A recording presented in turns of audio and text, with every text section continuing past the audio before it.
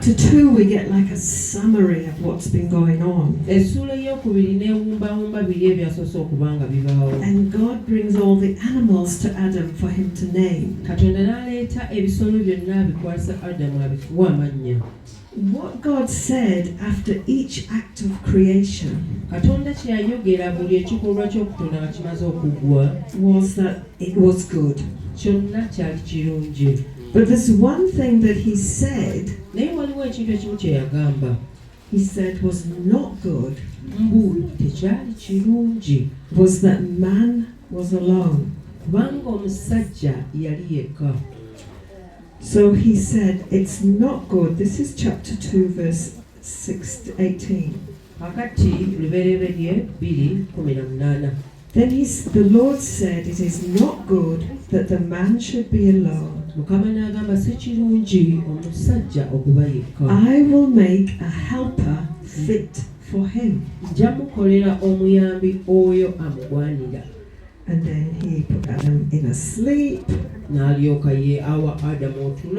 the story talks about how he took the rib and created the woman. Now you see, when God made mankind, male and female,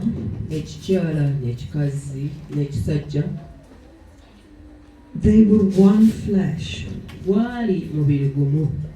It's almost like both aspects of male and female was in one Adam.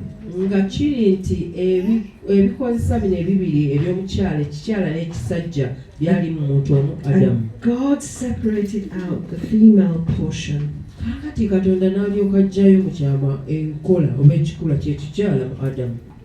which kind of like boggles our mind. But I don't question what God does. The disciples of Jesus sometimes got into trouble for doing that.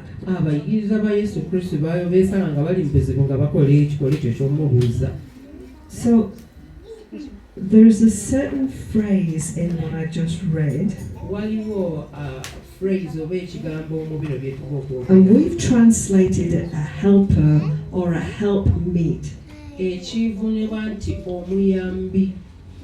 And what that is in the Hebrew is the words Ezer and Kendo. Now, it doesn't matter if I pronounce it incorrectly, because you but there's two words that are used there in the Hebrew. And the word Ezer is a word that's used to describe God. Psalm 121 says,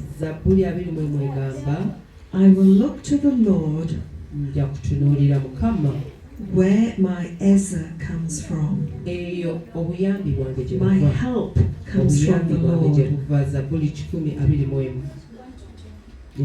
121. So Ezer is the word for help when it's been also used to describe God as being the helper. So before we get all big-headed ladies, that we're better than men, there's another word that's put together called Kendo, which means equal. So I'm going to give man a helper who's equal in strength to man. Now, I don't know if you've figured this out yet, but there's some things that women do that men can't do. Like, we can grow a baby in our bodies, and then we can produce the food to feed that child. We have an ability to run a household.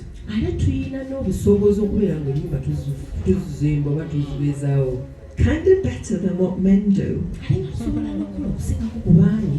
So God is calling us to be like that eagle, Kaakati Katonda atuyita tubeere ng'empungu. that we balance one another out. Bwe tubeera nga tubuka ffe tusobole okuba nga tutereera mu bbanga bulungi.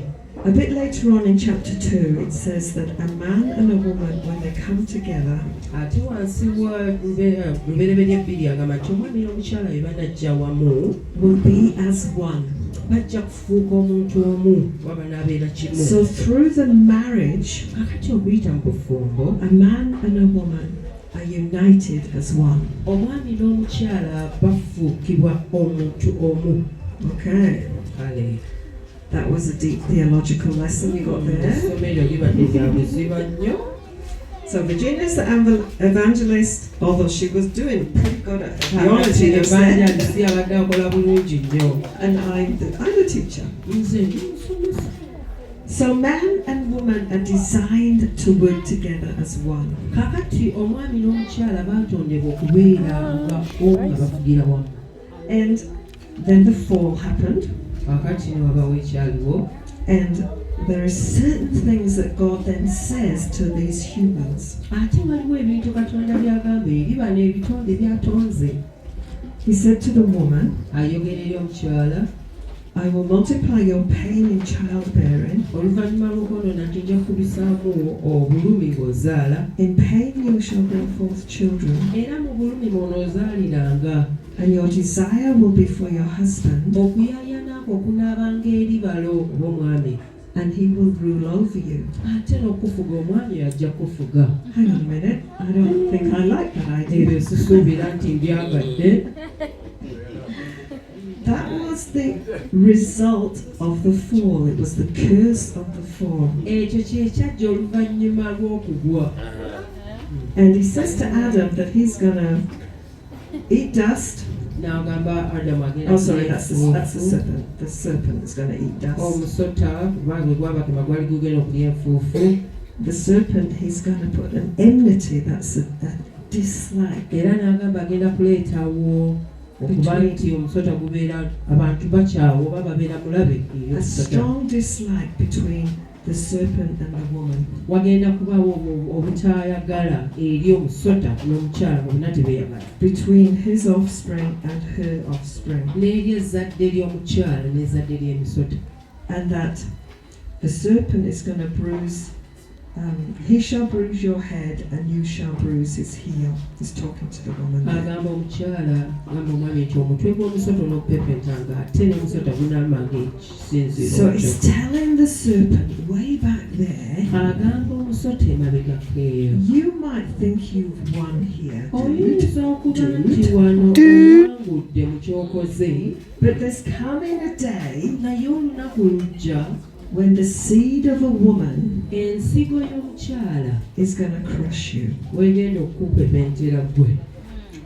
And then he says to Adam, N'agamba Adamu, you see, Eve was deceived and Adam chose to sin. Hawa oba Eva yalimbibwa ne Adamu n'asalawo okugoberera. Because Adam could have said, no, I'm not going to eat that fruit. Adamu yandigambye nedda emmere eyo sijja ggiri oba ekibala.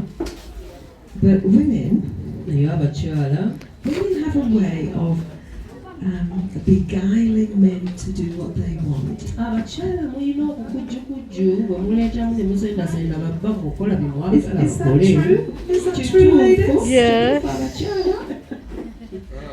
And so he sinned, the woman was deceived. Kaakati omukyala yasendasenda omwana. Now the actual penalty, Empeera yali mu kino.